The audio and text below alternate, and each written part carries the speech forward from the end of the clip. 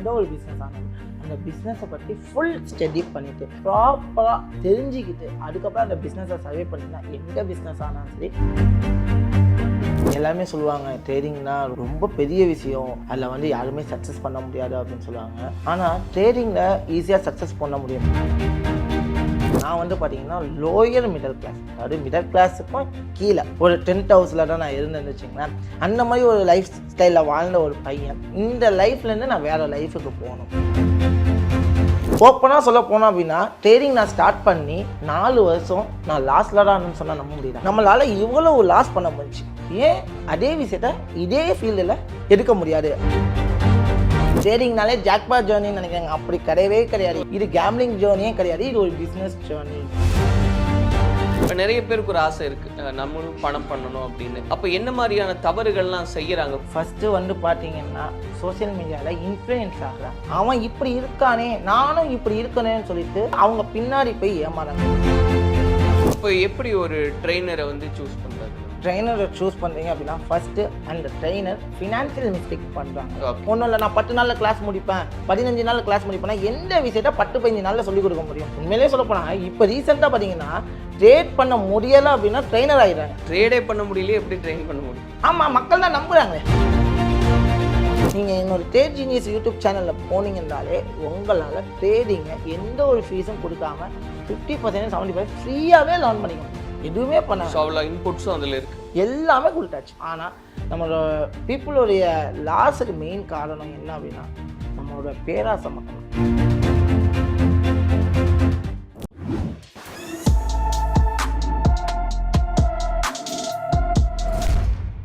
கலாட்டா வாய்ஸ் நேயர்களுக்கு வணக்கம். நான் சரவண ராம்குமார். இன்னைக்கு நம்ம கூட ட்ரேட் ஜீனியஸ் கேபிட்டல் பிரைவேட் லிமிடெட்னுடைய ஃபவுண்டர் மிஸ்டர் முகமது நசீர் இருக்காரு. அவர் கடந்து வந்த பாதை, அதை கடந்தும் கூட ட்ரேடிங்கில் என்னென்னலாம் நம்ம செய்யணும், என்னென்னலாம் செய்யக்கூடாது, இது மாதிரி நிறைய விஷயங்கள் பேசுகிறதா இருக்கும். பேசலாம். வணக்கம். வணக்கம். எப்படி இருக்கீங்க sir? Sir, I am good. How are you? நல்லா இருக்குங்க. இப்போ ட்ரேடிங் அப்படின்னு நம்ம பேசும்போது ஒரு அதில் ஐக்கானாகவும் இருக்கீங்க, ஒரு நல்ல வெல் நோன் பர்சனாலிட்டியாக இருக்கீங்க. இப்போ இந்த சமயத்தில் நீங்கள் எப்படி இதுக்குள்ளே வந்தீங்க? உங்களுடைய லைஃப் ஜேர்னி எங்கேருந்து ஸ்டார்ட் ஆச்சு, அதை பற்றி சொல்லுங்கள். ஆக்சுவலி ட்ரேடிங் அப்படி இருக்கும்போது எல்லாமே சொல்லுவாங்க ட்ரேடிங்னா ரொம்ப ரொம்ப பெரிய விஷயம், அதில் யாருமே சக்ஸஸ் பண்ண முடியாது அப்படின்னு சொல்லுவாங்க. ஆனால் ட்ரேடிங்கில் ஈஸியாக சக்ஸஸ் பண்ண முடியும். ஏன்னா அதை நான் பிலீவ் பண்ணேன். ஏன்னா ஃபஸ்ட்டு ஸ்டார்டிங்லேயே நான் சக்ஸஸ் பண்ணிட்டேனா அப்படின்னு கேட்டால் சத்தியமாக இங்கே இல்லை. ஏன்னா ஒரு விஷயத்தை நான் லேர்ன் பண்ணணும்னா அந்த விஷயத்தை அடிப்படணும். அடிப்பட்டால் மட்டும்தான் அந்த விஷயத்தை ஃபஸ்ட்டு லேர்ன் பண்ணிக்கவே முடியும். நான் அடியே படாமல் நான் ஜெயிச்சுவேன்னு கேட்டால் இல்லை. ஆனால் நிறைய பேர் இங்கே அடிப்படை ரெடியாக இருக்காங்களா அப்படின்னு கேட்டால் சத்தியமாக இங்கே இல்லை. ஸோ ஒரு சின்ன அடியாக இருக்கட்டும், அதை பற்றி ஒரு சின்ன அடி விழுதுன்னா ஏன் அந்த அடி விழுதுன்னு சொல்லிட்டு ரிசர்ச் பண்ணுறதுக்கு நம்ம மக்கள் ரெடியாக இருக்காங்கன்னு கேட்டால் இல்லை. நான் ட்ரேடிங்குள்ளே வந்தால் பெருசாக சம்பாதிக்கணும், பெரிய லட்சாதிபதியாகணும், கோடீஸ்வரன் ஆகணும், ஆனால் அதை ஷார்ட் டைமில் ஆகணும்னு நினைக்கிறாங்க. அது மிகப்பெரிய டாபிக். ஏன்னா என்னோட பாதையில் பார்த்தீங்க அப்படின்னா என்னோட ட்ரேடிங் எக்ஸ்பீரியன்ஸ் எடுத்துக்கிட்டிங்கன்னா இன்னையோட பார்த்தீங்கன்னா 9 years ஓகேங்களா. ஆனால் ஓப்பனாக சொல்ல போனோம் அப்படின்னா ட்ரேடிங் நான் ஸ்டார்ட் பண்ணி 4 வருஷம் நான் லாஸ்ட்ல தான் சொன்னால் நம்ப முடியல. 4 வருஷம் 4 வருஷம் வரைக்கும் நான் லாஸ்ட்ல தான் இருந்தேன். ஏன்னா எனக்கு கற்றுக்கிறதுக்கான டைமே பார்த்தீங்கன்னா ரொம்ப லாங்காக இருந்துச்சு. ஏன்னா எனக்கு ப்ராப்பராக சொல்லிக் கொடுக்க ஆள் கிடையாது, அதை கற்றுக்கிறதுக்கான சோர்ஸஸ் வெளியில் கிடைக்காது. பட் அது நான் எப்படி எடுத்துக்கிட்டேன் அப்படின்னா என்னோட பர்சனல் எக்ஸ்பீரியன்ஸ். நான் மார்க்கெட்டில் ஒவ்வொன்றுத்தையும் ஏதோ ஒன்று தப்பு பண்ணுறேன், அந்த தப்பு என்ன? ஸோ எல்லாமே செல்ஃப் லேர்னிங் தான். எஸ், செல்ஃப் லேர்னிங் அப்படிங்கிற ஒரு விஷயம். ஆக்சுவலி எனக்குன்னு ஒரு மென்டார் இருந்தாங்க, அவங்க மூலமாக என்னென்ன இருக்குங்கிறதே என்னால் அண்டர்ஸ்டாண்ட் பண்ண முடிஞ்சிச்சு. அந்த அண்டர்ஸ்டாண்டிங்கை வச்சு நான் என்னோட ஸ்ட்ராட்டஜியை பில்ட் பண்ண ஆரம்பித்தேன். ஸோ அவங்க இல்லைன்னா நம்ம கற்றுக்க முடியாது. பட் அவங்க மூலமாக இந்த மாதிரி ஒரு விஷயம் இருக்குங்கிறதா ப்ராப்பரான கைடன்ஸ் கிடைச்சிச்சு. அப்புறம் அந்த விஷயத்தை பற்றி என்னோட ஓன் ரிசர்ச்னு ஒன்று இருக்கும் ஓகேங்களா. ஸோ என்னதான் டீச்சர் இருந்தாலும் அவங்களால எந்த அளவுக்கு சொல்லிக் கொடுக்க முடியுமோ அந்த அளவுக்கு தான் சொல்லிக் கொடுப்பாங்க. அதுக்கப்புறம் நம்மளுடைய ஓன் ரிசர்ச்சை நிறைய பில்ட் பண்ணணும். இவங்க இந்த விஷயத்த சொன்னாங்களே, என்ன சொன்னாங்க, ஏதோ சொன்னாங்க, இந்த விஷயம் எந்த அளவுக்கு ஒர்க் அவுட் பண்ணுது, எந்த மாதிரி ஒர்க் அவுட் பண்ணுது, நம்ம என்னென்னலாம் மாடிஃபை பண்ணணும் அப்படிங்கிறதெல்லாம் எடுத்து செல்ஃப் லேர்ன் பண்ணி அதை ப்ராக்டிஸிங் பண்ணி அதை எக்ஸ்பீரியன்ஸ் பண்ணி எனக்கு கடந்து வர பாதைகள் கிட்டத்தட்ட 4 வருஷம் ஆச்சு. இந்த 4 வருஷத்தில் நான் மோர் தென் 5 lakhs மேலே லாஸ் பண்ணியிருக்கேன். ஸோ அவ்வளோ லாஸ் பண்ணி அதுக்கப்புறம் கொஞ்சமாக நம்மளுடைய ஸ்கில்லை டெவலப் பண்ணி அது மூலமாக ரிட்டர்ன்ஸ் எடுத்தது தான். இல்லை, இப்போது நீங்கள் சொன்ன மாதிரி ட்ரேடிங்குள்ளே வந்தேன், நானும் இவ்வளோ வருஷம் கஷ்டப்பட்டேன், இவ்வளோ லாஸ் பண்ணி தான் கற்றுக்கிட்டேன் அப்படின்னு. ஏன் இந்த ஃபீல்டுக்குள்ள வரணும்னு நினைச்சீங்க? ஏன்னா வெளியிருந்து பார்க்கும்போது நீங்க சொன்ன மாரி தான். இதுக்குள்ள நம்ம போய் பணம் போட்டாலே நம்ம பணக்காரன் ஆயிடலாம். இப்படிதான் ஒரு எண்ணம் இருக்கு. நீங்களும் அதே எண்ணத்துல தான் இந்த ஃபீல்டுக்குள்ள வந்தீங்களா? இல்ல ஒரு கிளாரிட்டி இருந்ததா? ஃபர்ஸ்ட்டு என்ன பத்தி நீங்க தெரிஞ்சுக்கணும். நான் வந்து பார்த்தீங்கன்னா, லோயர் மிடில் கிளாஸ். அதாவது மிடில் கிளாஸுக்கும் கீழ. ஒரு 10th ஹவுஸ்ல தான் நான் இருந்தேன்னு வச்சுக்கங்களேன். அந்த மாரி ஒரு லைஃப் ஸ்டைல்ல வாழ்ந்த ஒரு பையன்.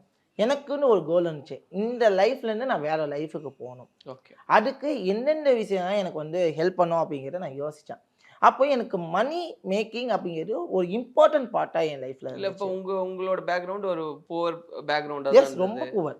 எந்த அளவுக்கு இருந்ததுங்க? ஸோ ஆக்சுவலி பார்த்தீங்கன்னா, நான் ஒரு கூரை வீட்ல தான் வாழ்ந்தேன். ஸோ ஆக்சுவலி பார்த்தீங்கன்னா, ஒரு சிங்கிள் டீக்கு கஷ்டப்பட்டவன் நான். ஸோ சென்னையில ஜாபுக்காக அவ்வளோ வேலைக்கெல்லாம் தேடி நான் அலைஞ்சிருக்கேன். அப்போ என் கையில ரூ. 1 இருக்காது. பட் அதெல்லாம் சாக்ரிஃபைஸ் பண்ணி நம்மளால சக்ஸஸ் பண்ண முடியாதா? ஜெயிக்க முடியாதா? ஸோ அப்போங்கிறப்போ எனக்குன்னு ஒரு ஃபீல்ட சூஸ் பண்ணி அதில ஜெயிச்சுக்கிட்டு இருந்து, அதே விஷயத்துல என்னோட ட்ரேடிங் ஜேர்னியும் கன்டின்யூ பண்ணேன். ஓகே. ஸோ 2 இடத்துலயுமே கஷ்டப்பட்டு அடுத்த லெவலுக்கு வரணுங்கிறத நான் குறிக்கோளா வச்சிருந்தேன். சரி பண்ணுவோம். அப்போங்கிறப்ப எனக்கு இந்த ஃபீல்டு வந்து கை கொடுக்க ஆரம்பிச்சுச்சு. அதனால வந்துட்டு நான் என்னுடைய செப்பரேட்டான ஃபீல்டு, என்னோட பிரைமரி இன்கம் ஜாப்ஸை நான் விட்டுட்டு வந்தேனான்னு கேட்டா இல்ல. ம். ஏன்னா எனக்கு அதுலயும் அச்சீவ் பண்ணணும். வேற ஒரு ஒர்க்ல இருந்துகிட்டே தான் இத எஸ், பண்ணீங்க. அது தட்ஸ் இட். என்ன ஒர்க்ல இருந்தீங்க? ஸோ ஆக்சுவலி பார்த்தீங்கன்னா, நான் வந்து ஐடி சப்போர்ட் லீடா இருந்தேன். ஸோ சரி. சென்னையில தான் இருந்தேன். HCL தான் ஒர்க் பண்ணேன். ஆஃப்டர் தட் பார்த்தீங்க அப்படின்னா, நான் வந்து ஆப்ராட் போக வேண்டிய நிலைமை. ஸோ இதையும் பண்ணிக்கிட்டு ப்ளஸ் என்னோட ட்ரேடிங் கெரியரையுமே இம்ப்ரூவ் பண்ணிக்கிட்டு இருந்தேன். ஸோ ஆஃப்டர் தட் என்னுடைய ஆப்ராட் லைஃப் வந்ததுக்கு அப்புறம் என்னுடைய ட்ரேடிங் லைஃபுமே சேஞ்ச் ஆக ஆரம்பிச்சிச்சு. ம். ஸோ அப்படி சேஞ்ச் ஆகும்போது தான் okay we have to getting the confidence. என்னால் கான்ஃபிடென்ட்டாக இந்த இடத்துல ட்ராவல் பண்ண முடியுங்கிற நம்பிக்கை வந்துச்சு. அதை வச்சு என்னோட ஸ்கில்லை டெவலப் பண்ணி எனக்குன்னு ஒரு இன்வெஸ்டரை பில்ட் பண்ண முடிஞ்சுச்சு. ஓகே. ஸோ அவங்க வந்துட்டு பார்த்தாங்க அதாவது எனக்கு ஒரு இன்வெஸ்டர் எப்படி கிடைச்சாங்க அப்படின்னா, ஈஸியாக ஒரு இன்வெஸ்டர் கிடைச்சிட மாட்டாங்க. என் ஸ்கில் எப்படி இருக்குது, என்னுடைய ஜேர்னி, என்னோட ப்ரெடிக்ஷன்ஸ் எந்த அளவுக்கு இருக்குது, ஒர்க் அவுட்னு பார்த்துட்டு நதி நீங்கள் நல்லா பண்ணுறீங்க, எங்களுக்கும் நீங்கள் பண்ணி கொடுத்தா நல்லா இருக்கும்னு சொல்லிட்டு அப்ரோச் பண்ணாங்க. நாங்கள் யாரையும் போய் அப்ரோச் பண்ணலை, எனக்குன்னு அவங்க அப்ரோச் பண்ணாங்க. அதாவது ஒரு கம்பெனி சைட்லேருந்து. ஸோ அப்படிங்கிறப்போ என்னுடைய லாஸை ரெக்கவர் பண்ணுறதுக்கு அவங்களும் ஒரு முக்கிய காரணம். ஏன்னா என்கிட்ட அவ்வளோ பெரிய கேபிட்டல் கிடையாது. ஏன்னா நான் கிட்டத்தட்ட மோர் தென் 5 lakhs லாஸ் பண்ணிட்டேன்னு சொல்லிட்டேன். ஸோ லாஸ் பண்ணுங்கிறப்ப எனக்கு ஒரு வெறி ஒன்று இருந்துச்சு. ஐயோ விட்டுட்டு நான் இங்கே தான் பிடிக்கணும் அப்படிங்கிறப்போ உடனே பிடிக்கணும்னு எனக்கு மைண்ட் தோணலை. ஏன்னா பிடிச்சாகணும். என்னோட ஒர்க் லைஃப் பேர்டன் இருக்குது, அப்புறம் என்னோட பர்சனல் லைஃப் பேர்டன் இருக்குது. இந்த 2 பேர்டனையும் நான் ஈக்குவலைஸ் பண்ணி ஆகணும். அப்போ தான் நான் என்ன பண்ணேன்னா, இந்த மாதிரி ஒரு ஆப்பர்ச்சுனிட்டி என்னை தேடி வர ஆரம்பிச்சு. அப்போது நம்ம ஒரு ஸ்கில்லை டெவலப் பண்ணோம் அப்படின்னா நமக்கான ஆப்பர்ச்சுனிட்டி நீங்கள் எதிர்பார்க்காம உங்களுக்கு வந்து சேரும். ஆனால் இங்கே நிறைய பேர் வந்து பார்த்தீங்கன்னா ஸ்கில்லை டெவலப் பண்ணுறதுலேயே ஃபோக்கஸ் பண்ணுறதில்ல. ஐயோ நம்ம ஏன் டெவலப் பண்ணணும், எதுக்காக டெவலப் பண்ணணும் அப்படிங்கிறத யோசிக்காங்க. எக்ஸ்போஸ் பண்ணுங்க. நான் எப்போவுமே எல்லாத்தையும் சொல்கிறது, உங்கள்கிட்ட ஒரு ஸ்கில் இருக்குது, அது என்ன ஸ்கில் வேணாலும், அது ட்ரேடிங்க அப்பாற்பட்டது. உங்கள்கிட்ட ஒரு நார்மலாக உங்களுக்கு வந்து ஒரு ப்ராப்ளம்ஸ் சால்விங் ஸ்கில் இருக்குது ஏதோ ஒரு விஷயத்தில். அப்போ உங்கள்கிட்ட ஸ்கில் இருக்குன்னா அந்த ஒரு இடத்துல நீங்கள் ஒரு பிளாட்ஃபார்மில் எக்ஸ்போஸ் பண்ணிடாகணும். எக்ஸ்போஸ் பண்ணால் மட்டும்தான் நமக்கான ஆப்பர்ச்சுனிட்டி அந்த இடத்துல கிடைக்கும். நான் எக்ஸ்போஸே பண்ண மாட்டேன், என்கிட்ட ஸ்கில் இருக்குது, நான் எனக்குள்ளேயே வச்சுருந்தேன் அப்படின்னா நான் எப்படி டெவலப் ஆகும்? ஸோ சொன்ன மாதிரி உங்கள் லைஃப் ஜேர்னி அப்படின்னு நம்ம பேசிகிட்டு இருக்கோம். நிறைய லாஸ் பண்ணுறீங்க, அதுக்கப்புறம் இன்வெஸ்ட் பண்ணுறாங்க அப்படின்றீங்க, ஸ்கில்லை டெவலப் பண்ணிக்கணுன்றது. எந்த மாதிரியான ஸ்கில் டெவலப் பண்ணிக்கிட்டீங்க? உங்களுடைய செல்ஃப் லேர்னிங்கில் அந்த இடம் குறிப்பாக அதுதான் என்னோட ட்ரேடிங் ஸ்கில் தான். ஸோ ஒரு மார்க்கெட்டை எப்படி ப்ரெடிக்ட் பண்ணணும், ஒரு மார்க்கெட்டில் எப்படி அப்ரோச் பண்ணணும், எந்த மாதிரி அப்ரோச் பண்ணணும், எந்த டைமில் அப்ரோச் ஸோ அது பண்ணணும். வரைக்கும் நீங்கள் பிளாங்காக தான் இருந்தீங்க, அதெல்லாம் அதாவது proper-ஆ திட்டம் வந்து பண்ணாம. பார்த்தீங்கன்னா லேர்னிங் த ஸ்டேஜில் தான். Okay, ஸோ அதெல்லாம் கற்றுக்கிறதுக்கு எனக்கு 4 வருஷம் ஆச்சு. எக்ஸ்பீரியன்ஸ் பண்ணுறது வரைக்கும் எனக்கு 4 வருஷம் ஆச்சு. அதுக்கப்புறம் எனக்கு ஒரு கான்ஃபிடன்ட் பில்ட் ஆனதுக்கு அப்புறம் என்னோட ஸ்கில்லை நான் வெளியில் So அதுக்கப்புறம் எப்படி சேஞ்ச் ஆச்சு லைஃப்? நீங்கள் சொன்னீங்க இல்லையா, அப்போ லாஸ்ல இருந்து ஒரு ப்ராஃபிட்டை நோக்கி போகிறீங்க. அந்த இடத்துல இருந்து வாழ்க்கை எப்படி மாற ஆரம்பிச்சு? ஆக்சுவலி பார்த்தீங்கன்னா ரொம்ப கடன். ஆக்சுவலி பார்த்தீங்கன்னா என்னடா இது இவ்வளோ கடன் வாங்கிட்டோமே, இதுலேருந்து நம்மளால் தப்பிக்கவே முடியாதா அப்படின்னு யோசிச்சப்போ தான் நம்மளால் இவ்வளோ லாஸ் பண்ண முடிஞ்சுச்சு. ஏன் அதே விஷயத்த இதே ஃபீல்டில் எடுக்க முடியாது அப்படிங்கிறத திங்க் பண்ண ஆரம்பித்தேன். அதுக்கு நமக்கு என்ன தேவைங்கிறத யூட்டிலைஸ் பண்ணேன். அப்போது எனக்கு 5 லட்ச ரூபா நான் லாஸை ரெக்கவர் பண்ணணும் அப்படின்னா எனக்கு எவ்வளோ முதலீடு தேவை? ஏன்னா நிறைய பேர் அந்த இது இல்லை. என்னன்னா இப்போ ஒரு 50,000 ரூபா போட்டு 50,000 ரூபா லாஸ் ஆயிடுச்சுன்னா அடுத்தது 50,000 ரூபா போடு, 50,000 ரூபா எடுக்கணும். அப்போ அந்த 50,000 ரூபாய் இன்வெஸ்ட் பண்ணும்போது என்ன ஆகுறாங்க, திருப்பி லாஸ் தான் ஆகுறாங்க.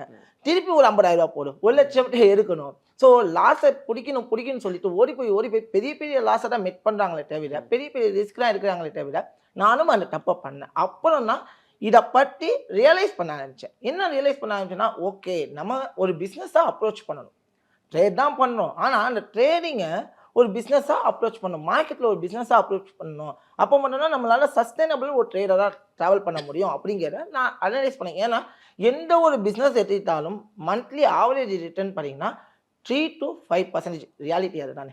இதை வந்து 5%. எஸ், எந்த ஒரு பிஸ்னஸாக இருந்தாலும் எனக்கு எனக்கு வந்து இந்த பிஸ்னஸ் கண்டினியூவாக எனக்கு 10% ரிட்டர்ன்ஸே கொடுக்கணும்னு சொல்ல முடியாது. 10% ரிட்டர்ன்ஸ் தரும், ஒரு சில மந்த் 20% ரிட்டர்ன்ஸ் தரும், அதெல்லாம் ஜாக்பாட். ஆனால் ஆவரேஜாக ஒரு பிஸ்னஸ் கொடுக்கக்கூடிய எனக்கு மந்த்லி ரிட்டர்ன்ஸ் பார்த்தீங்கன்னா 3 to 5%. அதுதான் ரியாலிட்டியில். அது எந்த ஒரு ஆவரேஜ்ன்றது 3 to 5 தான். 3 to 5%. அப்போது நம்ம மட்டும் ட்ரேடிங்குள்ளே வந்தால் மட்டும் நம்ம பீப்புளோட மைண்ட் செட் எப்படி இருக்குன்னா, நான் 50,000 போட்டேன்னா 1,00,000 ஆக்கிடணும், நான் 50,000 ரிஸ்க் எடுக்கணும். அப்போது ரிஸ்க் எடுக்கிறீங்க, லாஸ் பண்ணீங்க, திருப்பி அந்த 50,000 இன்வெஸ்ட் பண்ண உங்கள்கிட்ட 50,000 இருக்கா? எனக்கு 50,000 ஒரு பெரிய மேட்டர் இல்லை, என்னால் அதுக்கு 50,000 இன்வெஸ்ட் பண்ண முடியுங்கிற கட்ஸ் இருந்தால் நீங்கள் அப்படி பண்ணலாம். இல்லை அப்படின்னா நம்ம என்ன பண்ணி ஆகணும்னா பிஸ்னஸ் தான் அப்ரோச் பண்ணி ஆகணும். அப்போது நான் என்ன பண்ணுவேன், அப்ரோச் பண்ணணுங்கிறப்போ எனக்கு கேபிட்டல் அப்படிங்கிறது ஒரு இம்பார்ட்டண்ட்டான ஒரு விஷயம். அப்போ அந்த கேபிட்டல் 50,000 இருக்குங்கிறப்போ அதில் நான் எவ்வளோ யூட்டிலைஸ் பண்ண போகிறேன் ஒரு மாதத்துக்கு, என்னோட ஒரு மாதத்துக்கு என்னோட ரிஸ்க் அமௌண்ட் எவ்வளோ, ஒரு மாதத்துக்கு என்னோட ரிஸ்க் அமௌண்ட் பார்த்தீங்கன்னா 10%. அதுதான் ரியாலிட்டி. அப்போது 10% நான் ரிஸ்க் எடுக்க போனேன் அப்படின்னா இப்போ ட்ரேடுக்கு நான் எவ்வளோ ரிஸ்க் எடுக்கணும், இப்போ ட்ரேடுக்கும் 1% ரிஸ்க் எடுத்தால் ரிவார்டு 2% நான் வைக்கிறேன் அப்படிங்கிற மாதிரி. இப்போ 500 ரிஸ்க் எடுக்கிறேன், ஏன்னா 50,000 500 தான் என்னுடைய ரிஸ்க்கு. 500 நான் ரிஸ்க் எடுக்கிறேன் அப்படின்னா 1000 ப்ராஃபிட்டு. இந்த மாதிரி நான் ஒரு 10 ட்ரேட் எடுக்கிறேன், 10 ட்ரேடில் யோசிச்சு பாருங்களேன், 10 ட்ரேடில் 5 ட்ரேட் ஃபெயிலியர் ஆனால் எனக்கு எவ்வளோ லாஸ் ஆகும்? இப்போ ட்ரேடுக்கு 1% எனக்கு எவ்வளோ ஃபெயிலியர் ஆகும்? ஒரு 2,500 ஃபெயிலியர் ஆகும். அதே ப்ராஃபிட் வரும்போது 5,000 ப்ராஃபிட் வரும். ரெண்டுத்தையும் ஈக்குவலைஸ் பண்ணும்போது எனக்கு ப்ராஃபிட் 2,500 இருக்கும். ஸோ மோர் தென் 5%, ரைட்டுங்களா? பட் இந்த மாதிரி தான் மார்க்கெட் அப்ரோச் பண்ணணும் அப்படிங்கிறத விட்டுட்டு, இல்லை நான் இன்வெஸ்ட் பண்ணுறேன் ஒரே ட்ரேடில் என்னோட ஃபுல் ரிஸ்க் எது, அவேர்னஸ் இல்லை மக்கள். இந்த மாதிரி தான் பண்ணணுங்கிற அவேர்னஸ் இல்லை. ஏன்னா பிஸ்னஸாக அப்ரோச் பண்ணும்போது கரெக்டாக பண்ணுற நம்ம, ஏன்னா பிஸ்னஸ்லேயே எத்தனை பேர் சக்ஸஸ் பண்ணுறாங்க யோசிச்சு பாருங்களேன். இப்போ ஒரு ஸ்டார்டிங்லேயே ஒரு 10 பேர் சேர்ந்து பிஸ்னஸ் ஸ்டார்ட் பண்ணுறாங்க அப்படின்னா கண்டிப்பாக இல்லை 2 பேர் தான் சக்ஸஸ் பண்ணுவாங்க, பாக்கி 8 பேர் ஃபெயில் பண்ணுவாங்க. எதனால ஃபெயில் பண்ணாங்க, என்ன ரீசனால ஃபெயில் பண்ணாங்கன்னா இந்த டிசிப்ளின் இல்லாதுனா. ஸோ எந்த ஒரு பிஸ்னஸாக இருந்தாலும் சரி, அது ட்ரேடிங்காக இருக்கட்டும், நார்மல் பிஸ்னஸாக இருக்கட்டும், டிசிப்ளின் இருந்தால் மட்டும்தான் ஜெயிக்க முடியும். டிசிப்ளினே இல்லாமல் நான் கண்ணாமண்ணாண்டு அப்ரோச் பண்ணுறேன், மார்க்கெட் அப்ரோச் பண்ணுறேன் அப்படின்னா சத்தியமாக சொல்கிறேன், இந்த ட்ரேடிங்க்கு நம்ம தகுதியே கிடையாதுன்னு சொல்லலாம். அதே மாதிரி தான் இந்த விஷயத்தை நான் புரிய ஆரம்பிச்சேன். ஓகே பிஸ்னஸாக நம்ம அப்ரோச் பண்ணலாம் தான் கேட்குறேன். இப்போ நம்ம ட்ரேடிங் பற்றி இதில் நடக்கிறது என்ன அப்படின்றத பற்றி பேசலாம். இப்போ உங்களோட லைஃப்பில் ஒரு 4 இயர்ஸ்க்கு அப்புறம் ஒரு அந்த லாஸ் எல்லாம் தாண்டி ஒரு லைஃப் ட்ராவல் ஆகுது இல்லையா? அதுக்கப்புறம் எப்படி ஸ்டேபிள் பண்ணிக்கிட்டீங்க, அதை பற்றி ஸ்டேபிள் பண்ணது அப்படின்னு பார்த்தீங்கன்னா அப்ரோச்சிங்கை நான் கரெக்டாக யூஸ் பண்ணேன். ஒரு பிஸ்னஸாக அப்ரோச் யூஸ் பண்ணதுக்கு அப்படின்னா அந்த பிஸ்னஸை எப்படி ட்ராவல் பண்ணும், என்னோட 4th ஃப்ளேவர் நான் மேனேஜ் பண்ணேன். ஓகே இப்படி தான் மேனேஜ் பண்ணேன், இந்த மாதிரி தான் அப்படிங்கிறப்போ என்னோட 4th ஃப்ளேவர் நான் வெளியில் எக்ஸ்போஸ் பண்ணேன். அப்போது எனக்கு இந்த மாதிரி ஒரு விஷயம் கிடச்சி. கிட்ட பார்த்தீங்கன்னா அரௌண்ட் 1C கிட்டே எனக்கு ஒரு இன்வெஸ்ட்மெண்ட் கிடச்சிச்சு. 1C அவங்க எங்களுக்கு சொன்னாங்கன்னா அவங்களோட ரிஸ்க் ஃபேக்டர் இவ்வளோ சொன்னாங்க, ஆனால் என்னோட ரிஸ்க் ஃபேக்டர் இதுதான், என்னோட ரிஸ்க் ஃபேக்டர் நான் இவ்வளோ தான் ரிஸ்க் எடுப்பேன், இதுதான் என்னோட ஜேர்னி, இதில் தான் என்னால் நல்ல ரிட்டர்ன்ஸை மேக் பண்ண முடியும். ஏன்னா இது என்னுடைய தனிப்பட்ட விஷயம். நீங்கள் அக்ரெசிவாக வேணும், இப்போ நீங்கள் 1 crore கொடுத்துட்டு அடுத்த மாதமே என்கிட்ட 2 கோடி கேட்குறீங்க, அடுத்த மாதமே 10 கோடி கேட்குறீங்கன்னா என்னால் முடியாது, சீரியஸ்லி முடியாது. நான் என்ன பண்ணுவோம் அப்படின்னா, நீங்கள் 1C கொடுத்தீங்கன்னா என்னோட மந்த்லி ரிட்டர்ன்ஸ் 5 to 10% தான் இருக்கும். அதுக்கு மேலே என்னால் ரிட்டர்ன்ஸை பில்ட் பண்ண முடியாது. எனக்குன்னு ஒரு டார்கெட் வைக்கணும், எனக்குன்னு ஒரு இலக்கு. என்னோட இலக்கு பார்த்தீங்கன்னா மந்த்லி 10% இஸ் எனஃப். ஏன்னா ஒரு நல்ல ரிட்டர்ன் கிடைக்கிது அப்படிங்கிறப்போ அந்த ரிட்டர்னை நம்ம என்ன பண்ணிக்கணும், யூட்டிலைஸ் பண்ணணும். அப்படிங்கிறப்போ அதுக்கான ப்ராப்பர் அக்ரிமெண்ட்டை வச்சு நாங்கள் பண்ணணும். திட்டத்தட்ட அவங்களுக்கு வந்து நான் திட்டத்தட்ட 1.5 வருஷம் வரைக்குமே ட்ரீட் பண்ணி கொடுத்தேன். ஸோ நல்லபடியாக பண்ணி தான் கொடுத்தோம். ஸோ அதுக்கப்புறம் அவங்களோட கமிஷன்ஸை பேஸாக வச்சு திட்டத்தட்ட 70% அவங்களுக்கு கொடுக்கணும், 30% எங்களுக்கு வருது. அப்படிங்கிறப்பனா இப்போ வந்து பார்த்தீங்கன்னா இப்போ 10 லட்ச ரூபா நான் அவங்களுக்கு ப்ராஃபிட் கொடுக்குறேன் அப்படின்னா 7 லட்ச ரூபா அவங்களுக்கு, பாக்கி 3 லட்ச ரூபா எனக்கு வருதுங்கிறப்போ என்னுடைய டெப்டை, என்னோட கடனை வித்தின் 2 months என்னால் ரெக்கவர் முடியும். ஆனால் நிறைய பேர் என்ன நினைக்கிறாங்க அப்படின்னா, இவ்வளோ லாஸ் பண்ணிட்டோமே உடனே ரெக்கவர் பண்ணணும்னு நினைக்கிறாங்க. உடனே ரெக்கவர் பண்ணால் அதுக்கேற்ற கேபிட்டல் வேணும்.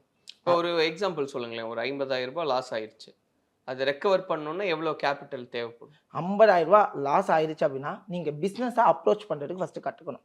இப்போ நான் 50,000 ரூபா நான் ரெக்கவர் பண்ணணும்னு நினைக்கிறேன் அப்படிங்கிறப்போ டபுள் த ரிட்டர்ன் நான் எடுக்கணும்னு நினைக்கிறேன். ஃபஸ்ட்டு அது தப்பு. அப்போது நீங்கள் 50,000 ரூபா நீங்கள் எடுக்கணும்னு நினைக்கிறீங்கன்னா அதுக்கேற்ற கேபிட்டல் ஒரு 5 லட்ச ரூபா வேணும். ஆனால் அதுக்கு முன்னாடி நீங்கள் 50,000 லாஸ் பண்ணும்போது உங்கள்கிட்ட ப்ராப்பரான ஸ்கில் இல்லை, அந்த ப்ராப்பரான ஸ்கில்லுக்கான அவேர்னஸ் இல்லை. எஜுகேஷன் இல்லை, ப்ராக்டிஸ் இல்லை. இதெல்லாம் ப்ரிப்பேர் பண்ணிட்டு தான் ஆஃப்டர் தட் நீங்கள் இன்வெஸ்ட்மெண்ட்டுங்கிற ஃபோக்கஸுக்கே வரணும். நீங்கள் உடனே 50,000 லாஸ் பண்ண நான் திருப்பி 5 லட்ச ரூபா போட்டு 50,000 இருக்க போன்னு கேட்டால் இட்ஸ் நாட் பாசிபிள் தட். இப்போ நீங்கள் எப்போ லைஃப்பில் ஃபீல் பண்ணீங்க? ஏன்னா இப்போ இவ்வளோ லேர்னிங்க்கு அப்புறம் வந்து ஓரளவுக்கு ஸ்டேபிள் ஆகும்போது ஓகே நம்ம சக்ஸஸ் பண்ணிட்டோம் அப்படின்றது எந்த இயரில் ரியலைஸ் பண்ணீங்க? அது எப்படி இருந்தது? ஸோ நான் வந்து ஆக்சுவலி பார்த்தீங்க அப்படின்னா இது வந்து ஆக்சுவலி நான் என்னுடைய ப்ரைமரி இன்கம்காக என்னோட ஜாப் பார்த்துக்கிட்டு இருந்தேன். அப்போ என்னோட ஜாபில் ஒரு சில பிரச்சனைகள் நடக்கும்போது அடுத்தது என்ன பண்ணணும்னு தெரியல. அப்போது ஜாப்பை விட வேண்டிய நிலைமை. எஸ், ஆக்சுவலி ஒரு சர்வர் மேனேஜராக ஆப்ராடில் ஒர்க் பண்ணிக்கிட்டு இருந்தேன் ஒமானில். அப்போ எனக்கு ஜாபை வந்து குவைட் பண்ணணுங்கிற ஒரு சுச்சுவேஷன் வருது. அப்போ தான் நம்ம சொன்னேன், நம்ம தான் ட்ரேட் பண்ணி சம்பாதிச்சிக்கிட்டு இருக்கோமே, எதுக்கு இன்னொருத்தவங்கள்ட்ட கை கட்டி நின்று பண்ணணும். ஆனால் இதை ஸ்டார்டிங்லேயே நான் பண்ணலை. கிட்டத்தட்ட இவ்வளோ வருடங்கள் கடந்து, கிட்டத்தட்ட 6 வருடங்கள் கடந்து ஸ்டேபிள் ஆனதுக்கு எனக்குன்னு ஒரு கான்ஃபிடென்ட் பில்ட் ஆகும்ல. அப்போதான் எனக்கு ஜாப் வேணாம், என்னால் ட்ரேட் பண்ணி சம்பாதிக்க முடியும்.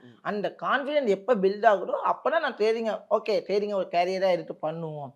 ஆஃப்டர் தட் அதே மாதிரி ஒரு பிராண்டையுமே டெவலப் பண்ணேன்.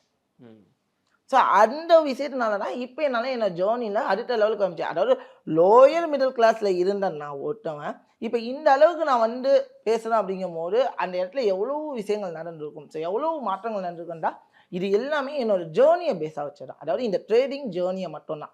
ஸோ மற்றபடி நான் ஜாப் போய் இந்த மாதிரி ஜேர்னியில் நான் இது பண்ணனான்னு கேட்டால் சத்தியமாக இல்லை. ஆனால் இது ஒரு பிஸ்னஸ் ஜேர்னி.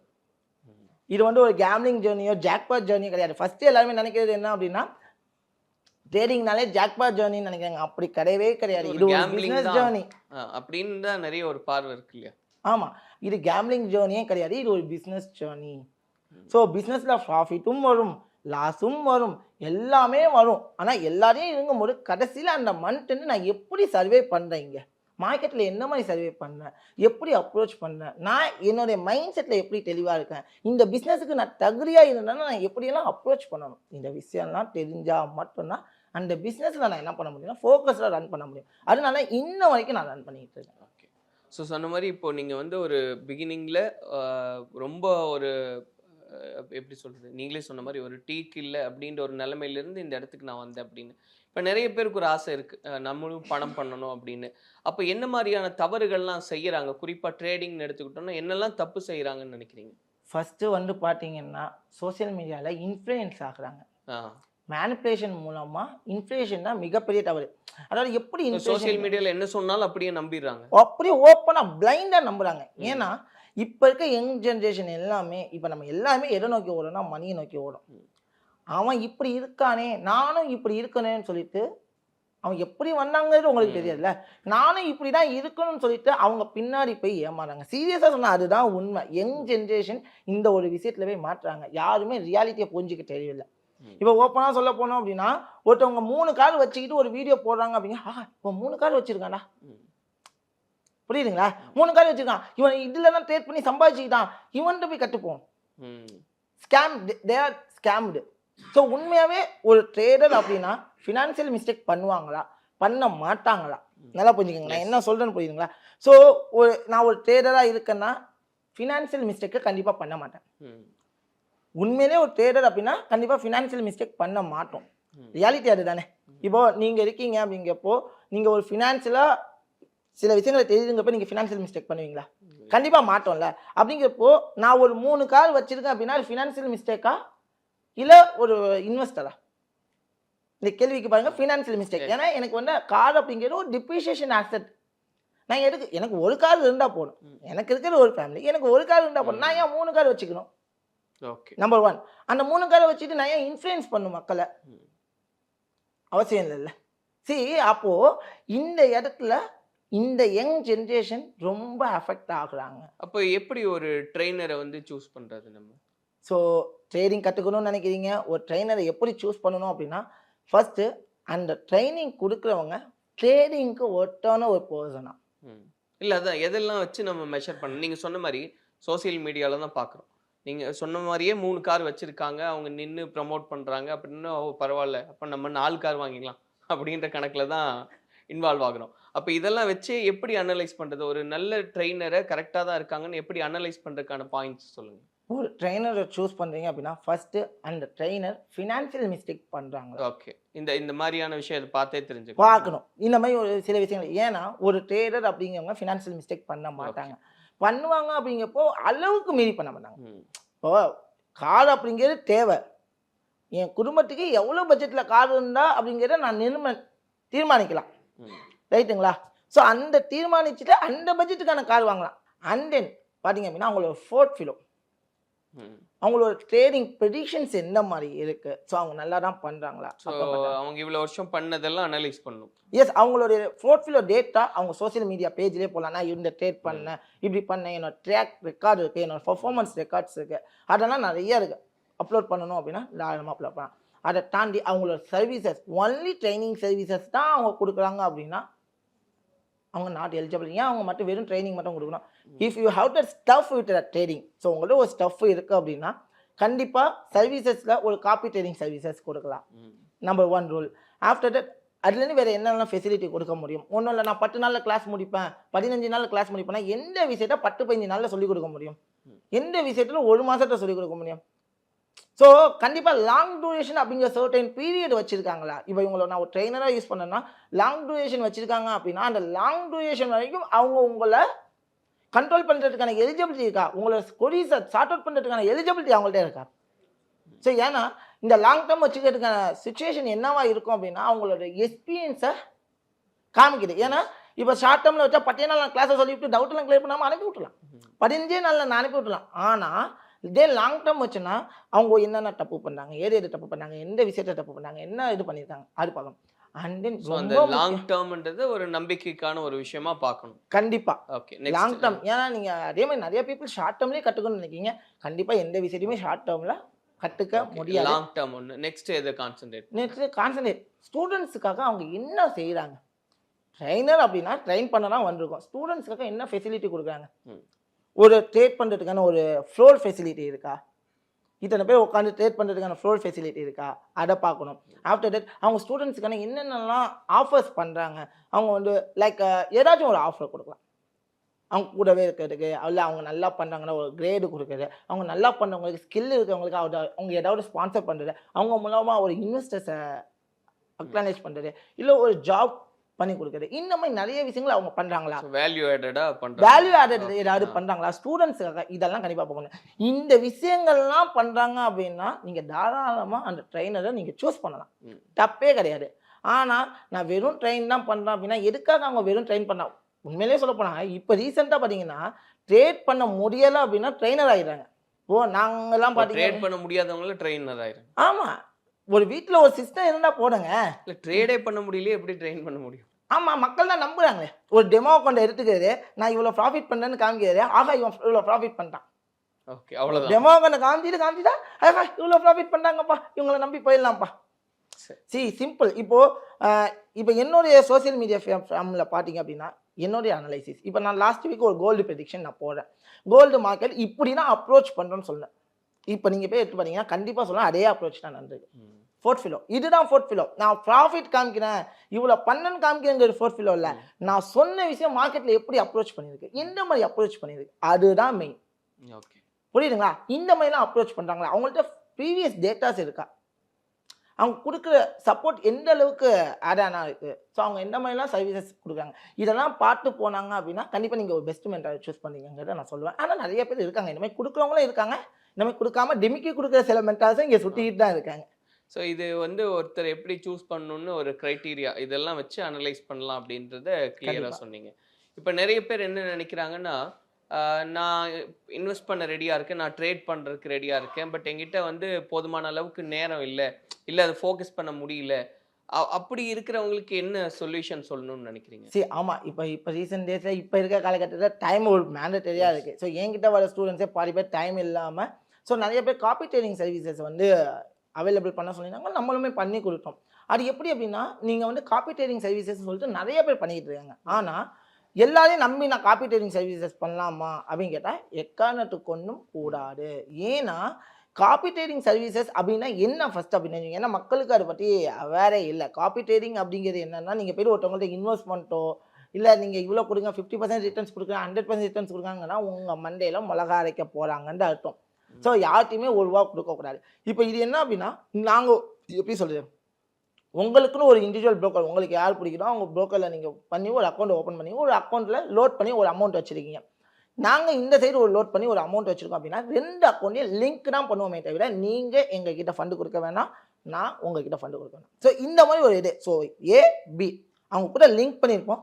இவங்க ட்ரேட் எடுக்கிறாங்க அப்படின்னா அந்த ட்ரேட் எக்ஸிக்யூட் ஆகும்.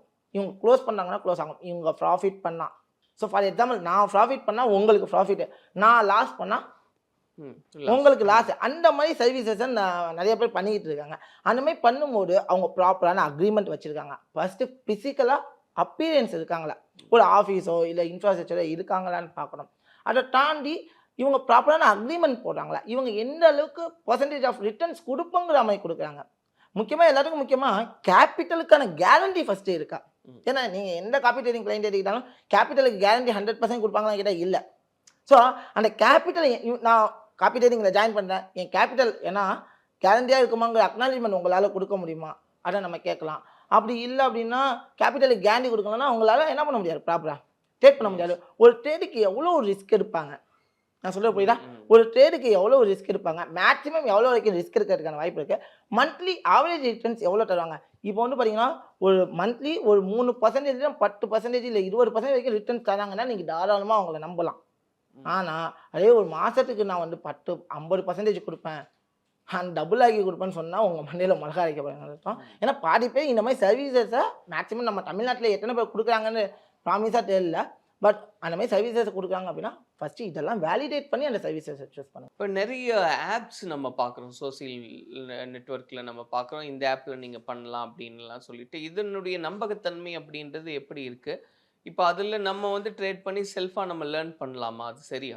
செல்ஃபாக லேர்ன் பண்ணலாமா அப்படின்னு கேட்டால் தாராளமாக செல்ஃபாக லேர்ன் பண்ணலாம். ஆப்ஸ் எதுவுமே வந்து நம்பகப்படுமான்னு கேட்டால் என்னுடைய நாலேஜுக்கு நான் எதையுமே நம்ப மாட்டேன். ஸோ என்னோடய பர்சனல் எக்ஸ்பீரியன்ஸில் சில விஷயங்களை வந்து சில புரோக்கர்ஸ்ன்னு சொல்லுவாங்க, அந்த இன்டர்மீடியட்டாக இருக்காங்க தெரியுமா, மார்க்கெட்டிங் நம்மளை லிங்க் பண்ணுறவங்க பேர் புரோக்கர்ஸ் சொல்லுவாங்க. அந்த மாதிரி என்னுடைய பர்சனல் எக்ஸ்பீரியன்ஸில் சில புரோக்கர் இருக்காங்க, அவங்களுக்கு நம்ம வந்துட்டு ட்ரஸ்ட் பண்ணி நாங்கள் இன்வெஸ்ட்மெண்ட்டு எல்லாமே பண்ணிகிட்டு இருக்கோம். ஸோ அதனால் பண்ணோம். ஸோ மற்றவங்களோட பர்சனல் ஒப்பீனியன் அவங்க எத்தனை வருஷம் இருக்காங்க, இந்த இண்டஸ்ட்ரியில் எவ்வளோ நாளாக இருக்காங்க, அவங்க எந்த மாதிரியெல்லாம் சர்வே பண்ணியிருக்காங்க, அவங்க சக்ஸஸ் ரெக்கார்ட்ஸ் இருக்கா, அப்போ இவங்க கிட்ட நான் இன்வெஸ்ட் பண்ணால் என்னோட ஃபண்டு சேஃபாக இருக்குமா, இதெல்லாம் பார்த்து இன்வெஸ்ட் பண்ணலாம். Number 1.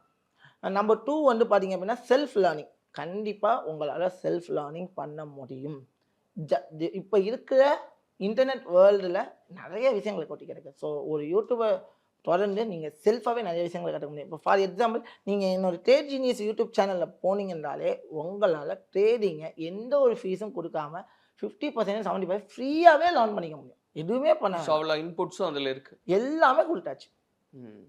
So A to Z நாங்கள் இன்புட் கொடுத்தாச்சு. நீங்கள் அதை மட்டும் பார்த்து செல்ஃபாக லேர்ன் பண்ணிக்க முடியும்.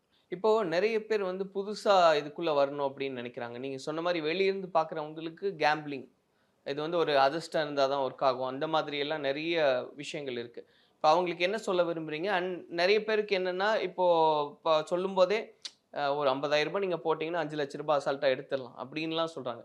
இதோட ஃபேக்ட் என்ன? நிஜமாவே அப்படியெல்லாம் பண்ண முடியுமா? கண்டிப்பாக இந்த மாதிரி 50,000 ரூபாய் கேபிட்டலை பில்ட் பண்ணி நீங்கள் வந்து 5 லட்சமாக ஆக்கணும்னா கண்டிப்பாக 2 வருஷத்துலேருந்து 3 வருஷம் ஆகும். 3 வருஷம். என்னென்ன வழிகளில் இந்த மாதிரி பண்ண முடியும்? அந்த மாதிரி கரெக்டாக பண்ணணும். நான் ரிஸ்க் மேனேஜ்மெண்ட்டை கரெக்டாக ஃபாலோ பண்ணணும். எனக்கு கேபிட்டல் அடி வாங்காமல் பார்த்துக்கணும். என் கேபிட்டல் லூஸ் பண்ணக்கூடாது. என்னுடைய வின்னிங் ரேட் எப்படி இருக்குன்னு பார்க்கணும். இதெல்லாம் பார்த்துனா அதுக்கேற்ற மாதிரி நான் என்ன பண்ணணும்னா இந்த ஜேர்னியில் நான் சர்வே பண்ணணும். அதை விட்டுட்டு நான் 50,000 ரூபா போட்டேன், ஒரே ட்ரேடில் ரிஸ்க் இருக்குன்னா ஒரு ட்ரேட் சக்ஸஸ் ஆகும், இன்னொரு ட்ரேட் லாஸ் ஆகிடுச்சுன்னா என்ன பண்ணுவீங்க? என்னோட கேள்வி தான். ஒரு ட்ரேட் சக்ஸஸ் ஆகிடுச்சு, ப்ராஃபிட் வந்துச்சு, அடுத்த ட்ரேட் லாஸ் ஆகிடுச்சுன்னா எல்லாமே காலி தானே. அப்போ எனக்கு என்ன தேவை? அடுத்தடுத்த ட்ரேட் எடுக்க எனக்கு கேபிட்டல் தேவை. என்னோடய கேபிட்டலை செக்யூர் பண்ண நான் கற்றுக்கணும். மாதம் 3% ரிட்டர்ன்ஸ் ஆகிடும். ரொம்பலாம் வேணவே வேணாம். ஜஸ்ட்டு 3% ரிட்டர்ன்ஸ் மாதம் அப்படின்னா வருஷத்துக்கு எத்தனை % ரிட்டர்ன்ஸு? 30%. ஸோ 36% வச்சுக்கோங்க. 2 மாதம் எனக்கு லாஸ்ன்னே கணக்கு வச்சுப்போமே. ஸோ எல்லாத்தையும் நான் ஓவர் கம் பண்ணி 30% நான் ரிட்டர்ன்ஸ் இருக்கேன். நார்மலாக நான் FDயில் போட்டு வச்சுன்னா எனக்கு எவ்வளோ செலவாகும்? 6% என் கைக்கே வரும் வருஷத்துக்கு. அப்போ 30% எவ்வளோ பெரிய ரிட்டர்ன். நார்மலாக ஒரு பிஸ்னஸ் பண்ணோன்னா 50% ஆவரேஜ் ரிட்டர்னு. நான் வந்து மினிமம் ரிட்டர்ன்ஸை நான் சொல்கிறேன். 3% தான் மாதமே சொல்கிறேன். ஸோ FD கம்பேர் பண்ணாலே 24% அதிகம். That's it. ஆனால் நம்மளோட பீப்புளுடைய லாஸுக்கு மெயின் காரணம் என்ன அப்படின்னா நம்மளோட பேராசை மட்டும்தான். நான் இங்கே எல்லாருக்குமே சொல்ல வேண்டிய விஷயம் என்ன அப்படின்னா, ட்ரேடிங்னு வந்துட்டாலே ஒரு கேம்லிங்காக நினச்சி பேராசைப்பட வேணாம். இதை ஒரு பிஸ்னஸாக நினைங்க. நான் பிஸ்னஸாக பண்ணேன், ஆனால் இது வந்து வேர்ல்டோடைய பெஸ்ட் பிஸ்னஸ் நான் சொல்லுவேன். அது ஸ்டாக் ட்ரேடிங்காக இருக்கட்டும், ஃபாரெக்ஸாக இருக்கட்டும், கிரிப்டோவாக இருக்கட்டும், எந்த ட்ரேடிங் வேணாலும் சூஸ் பண்ணுவேன். ஆனால் ட்ரேடிங்கை விட பெஸ்ட் பிஸ்னஸ் கிடையாது. ஏன் ஐடியாஸ் சொல்லுங்களேன், இன்வெஸ்ட்மெண்ட் பிளான் பண்ணுறது எப்படி பண்ணலாம்? இப்போது நான் ஒரு பிஸ்னஸ் ஸ்டார்ட் பண்ணேன் அப்படின்னா அதுக்கு இடம் பார்க்கணும், ஒரு பிளேஸை வந்து அப்ரோச் பண்ணணும், அதுக்கு அட்வான்ஸ் கொடுக்கணும், அதை டெக்கரேட் பண்ணணும், இதெல்லாம் இருக்குது. சேல்ஸுக்கான ப்ராடக்ட்ஸை வாங்க வேண்டியதாக இருக்குது. ஆஃப்டர் தட் அதை செல் பண்ணுறதுக்கான எம்ப்ளாயிஸை ஹையர் பண்ணுறதா இருக்குது. மாதம் ஆனால் நான் எம்ப்ளாயிஸுக்கு சேலரி கொடுக்கணும், இபி பில்லு கட்டணும், ரெண்ட்டு கொடுக்கணும், இவ்வளோ விஷயங்கள் இருக்குது. ஸோ எம்ப்ளாயி வரலை அப்படின்னா அந்த பிஸ்னஸை நம்ம பார்க்கணும். ஸோ பல டென்ஷன்ஸ் இருக்குது. ஸோ எல்லா டைமும் கஸ்டமர்ஸ் வருவாங்களான்னு நமக்கு தெரியாது. இப்போ இந்த இடத்துல பார்த்தீங்கன்னா இவ்வளோ நான் இன்வெஸ்ட்மெண்ட்டை இறக்கி நான் ரிட்டர்ன்ஸ் எடுக்கிறதுக்கு இட்ஸ் டேக்கிங் த டைம். ஆனால் ட்ரேடிங்கில் எதுவுமே கிடையாது. எனக்கு ஒரு சிஸ்டம் தேவை, இன்டர்நெட் கனெக்ஷன் தேவை, ஒரு ரூம் இருந்தால் போகிறோம், யாரோட உதவியும் தேவையில்லை. நான் ப்ராஃபிட் பண்ணால் எனக்கு, லாஸ் பண்ணாலும் அது எனக்கு. ஆனால் அதை ப்ராப்பராக லேர்ன் பண்ணிவிட்டு அந்த பிஸ்னஸ் ஸ்டார்ட் பண்ணணும். பிஸ்னஸ் ஸ்டார்ட் பண்ணணும்னு வரீங்க, அதை ப்ராப்பராக லேர்ன் பண்ணிவிட்டு ஸ்டார்ட் பண்ணுங்களேன். ஆனால் நம்ம மக்கள்கிட்ட அந்த லேர்னிங்கான இது மட்டும் இல்லை. ஸோ அதை மட்டும் அவங்க வந்து ஓகே நான் இதை தான் பண்ணி இப்படி தான் பண்ணி வருவோன்னாங்கன்னு வச்சுக்கோங்களேன், கண்டிப்பாக சொல்லுவாங்க அவங்க வேறு லெவலில் சக்ஸஸ் பண்ணுவாங்க. ஸோ இப்போ ட்ரேடிங் அப்படின்னு பேசும்போது நிறைய விஷயங்களை வந்து வரிசைப்படுத்தி இப்படி தான் பண்ணணும், இவ்வளோ அவேர்னஸோடு இருக்கணும்னு நிறைய விஷயங்கள் பேசியிருக்கீங்க. அண்ட் நிறைவாக என்ன சொல்லணும்னு நினைக்கிறீங்க? ஸோ எந்த ஒரு பிஸ்னஸாக இருந்தாலும், இது வந்து ட்ரேடிங் தாண்டு இல்லை, எந்த ஒரு பிஸ்னஸாக இருந்தாலும் அந்த பிஸ்னஸை பற்றி ஃபுல் ஸ்டடி பண்ணிவிட்டு இந்த பிஸ்னஸில் எவ்வளோ ப்ராஃபிட் வரும், எவ்வளோ லாஸ் வரும், நான் எந்த அளவுக்கு நான் ரிஸ்க் எடுக்கணும், இதெல்லாம் ப்ராப்பராக தெரிஞ்சுக்கிட்டு அதுக்கப்புறம் அந்த பிஸ்னஸை சர்வே பண்ணிங்கன்னா எந்த பிஸ்னஸ் ஆனாலும் சரி நீங்கள் ப்ராப்பர் பிளானோட இறங்கும்போது அது சக்ஸஸ் உங்களுக்கு கொடுக்கும். அது ட்ரேடிங்னு இல்லை, எந்த ஒரு பிஸ்னஸ் ஆனாலும் அது உங்கள் லைஃபையும் சரி. ஸோ அதுக்கு நீங்களே ஒரு எக்ஸாம்பிள்? கண்டிப்பாக, ஏன்னா நான் நிறைய அடிப்பட்டு தான் வந்தேன். ஸோ இதுதான் வந்து ஒரு விஷயம். ஸோ நீங்கள் வந்து ரொம்ப பயப்படவே வேணாம். ட்ரேடிங்னா ஐயோ இப்படியா அப்படின்னு சொல்கிறவங்க சொல்லிக்கிட்டே இருப்பாங்க. உள்ளே வந்து பாருங்கள். ஆனால் எப்படி வரணும் அப்படின்னா உடனே எடுத்தோடனே பெரிய கேபிட்டலில் போட்டுலாம் ட்ரை பண்ணக்கூடாது. இந்த மாதம் போட்டோன்னா அடுத்த மாதம் கிடைக்கணும் அப்படிலாம் ட்ரை பண்ணக்கூடாது. நான் இந்த பிஸ்னஸை நான் எடுத்து பண்ணணும்னு நினைக்கிறேன், அதை நான் ப்ராப்பராக எக்ஸிக்யூட் பண்ணணும்னு நினைக்கிறேன். கண்டிப்பாக சொல்கிறேன், வேறு லெவலில் சக்ஸஸ் பண்ணணும். தேங்க்யூ நசீர், நிறைய இன்புட்ஸ் கொடுத்துருக்கீங்க. கண்டிப்பாக பார்க்குறவங்களுக்கும் அது பயனுள்ளதாக இருக்கும் அப்படின்னு நம்புகிறேன். நன்றி. தேங்க்யூ.